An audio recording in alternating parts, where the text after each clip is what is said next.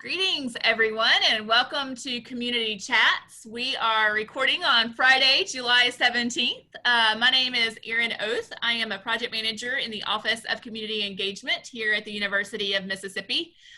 And I'm joined today by my colleague, Jody Holland. Anthony Siracusa is away. And we are here to continue these regular conversations with individuals in the Lafayette Oxford community who are working hard to make a positive difference in our region. Community Chats comes to you on Facebook Wednesdays and Fridays from noon to about 12:30. And our goal is to elevate community leaders from our region, give you a chance to hear their story, hear their dreams, learn more about the work that they're doing to impact our area. If you would like to be interviewed on the show, we would love to hear from you. Or if you know someone we should talk to, feel free to send their name our way. You can get in touch with us through our Facebook page, any of our social media channels, or through email at engaged@olemiss.edu. Community Chats is an initiative of the Office of Community Engagement at the University of Mississippi, along with our partners at LOFT, the Lafayette Oxford Foundation for Tomorrow. Today, we have the honor and privilege of being joined by Denise Strub from the North Mississippi Family Center.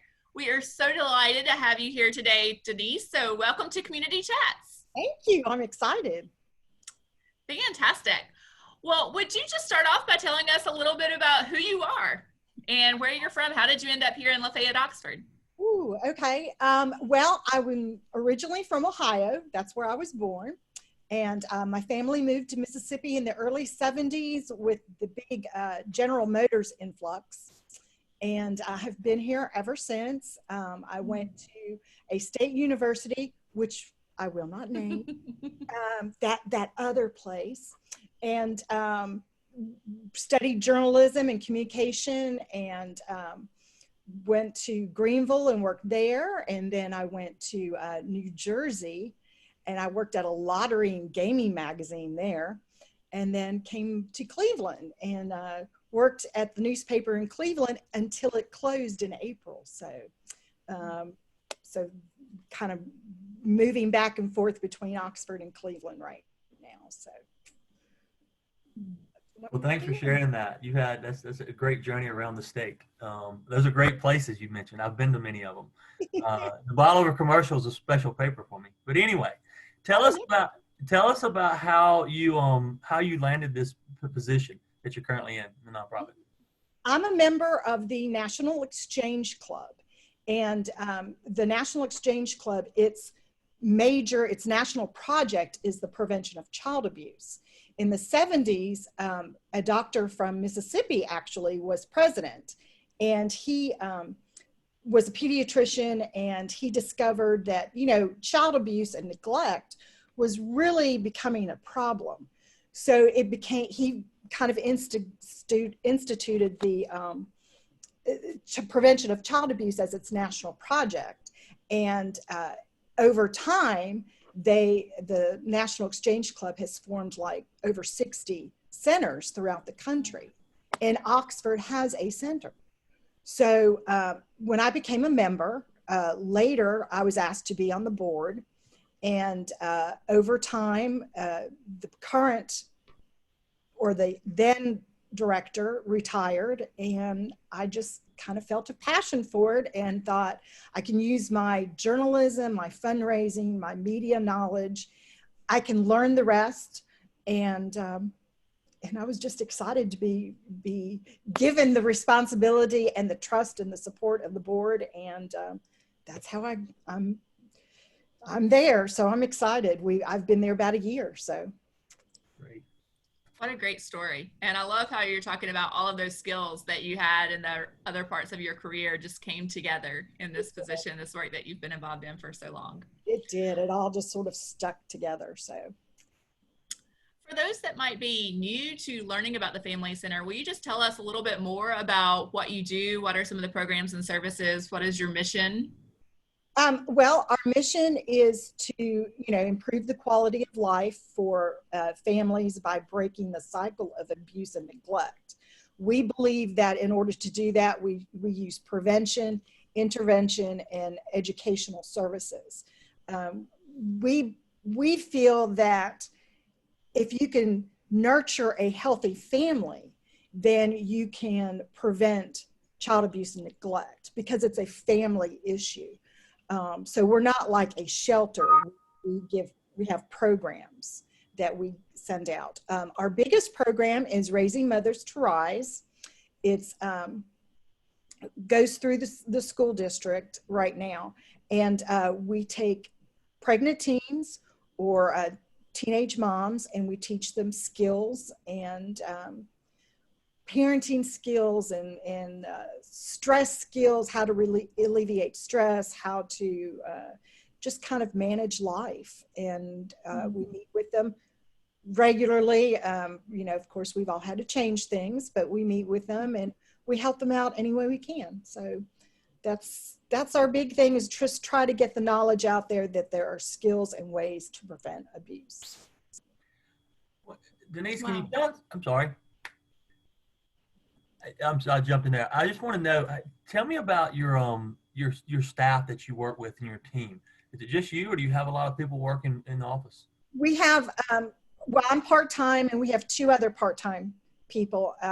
Meg Hayden is a nurse in the school district, and Khaki Brown is a teacher, and they manage the Raising Mothers to Rise. We're about to start 2 other programs, but that's the main push right there. So we've got the educational and the nursing staff. A lot of it is just volunteers. We have a very active board. Everybody just kind of comes together and we work. That's excellent. It takes a team for sure. And I have a good team. Okay. So you talked a little bit about the Raising Mothers to Rise program. Are there other specific programs or fundraisers, or what does your work look like through the year? This past year, we've been sort of on a reawakening of ourselves. We sort of took a step back and decided to sort of work on our center and refurbish it.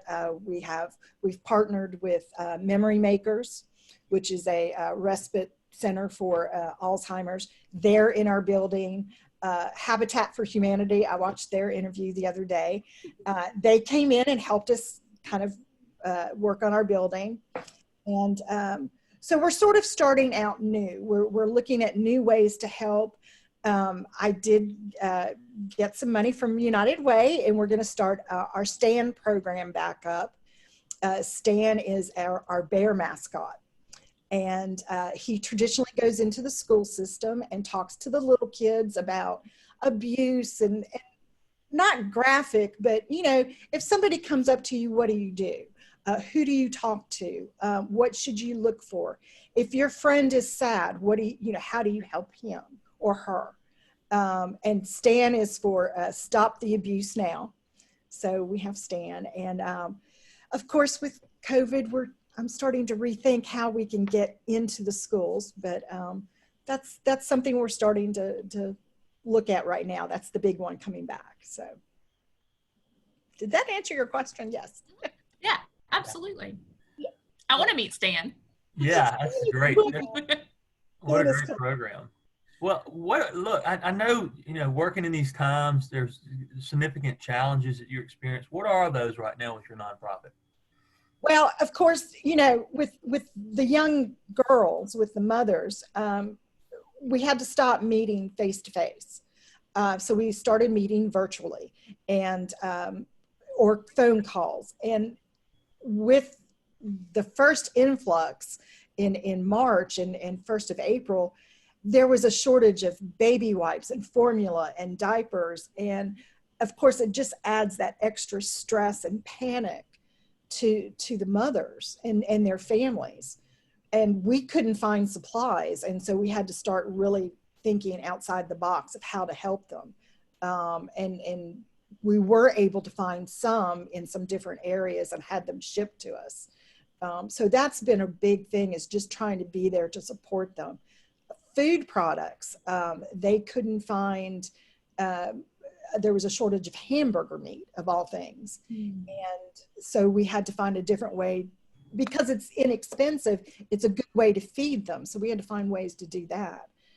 hand sanitizers, just everything. It's just been hard. We do know of one client, one young mother who ended up testing positive, and she took it home to the entire family. But she was at her job, and she was doing what she was supposed to do, and that's what's sad. So we've, go out and we go pick up her medicine for her, and we do what we can to help. That's been the biggest thing, is just trying to do what we can to help. So what keeps you going through the challenges? What motivates you to do this work? For me personally, I think it's knowing that the end result is to stop, is to end this, and that it can be done. The program that we use is from the National Exchange Club. It is scientifically proven. It has statistics to back it up, that by nurturing the whole family, by helping them with coping skills and parenting classes, that this is actually proven to stop. And it excites me to know that we are making strides in some of the most horrific things that I've seen pictures that will just, it just makes your stomach churn to think of some of the violence that can go on. So I think that that's what drives me. Denise, tell us how people in the community, or even maybe some students on campus who may be seeing this, how can they contribute to your organization? The community has, I am so impressed with the entire community. When we got together and decided what we were going to do with our facility and how we were going to reorganize ourselves, everybody came together. And not just donations, but people came in and did physical work for us. And that has been tremendously helpful. And people have donated to us. For the sorority on campus, the Kappa Deltas, they have the same mission as we do, prevention of child abuse. And these young women are absolutely phenomenal. Their vigor, their enthusiasm, they pull off some huge fundraisers, and they support us. Without them, I don't know what we would do.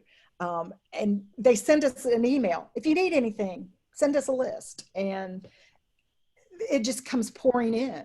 And not just from this sorority, but a lot of people we have this, do you want it? And I think that for us, that's just been so touching and great, and to know that people care, and we need more of that. Like I say, diapers are still hard to get. Baby wipes are still hard to get. Formula. Now the mothers are saying, we have little older children. How do we keep them occupied while we're trying to study? So we're looking at ways, activity tablets, just anything to, stop the stress, stop, the panic. Good. So we call this our 1 minute moment, and want to give you just a moment to share any message that you want with members of the LOU community, with our listeners. So what would you most like to share with them? Mainly what I'd like to say is that, abuse and neglect, it has no boundaries. It happens all socioeconomic charts or levels. There's no race or gender or rich or poor. Everybody can suffer or be a victim of child abuse and neglect. And I think that especially during this time, that it's important to know your neighbors, to know your friends, to know your family.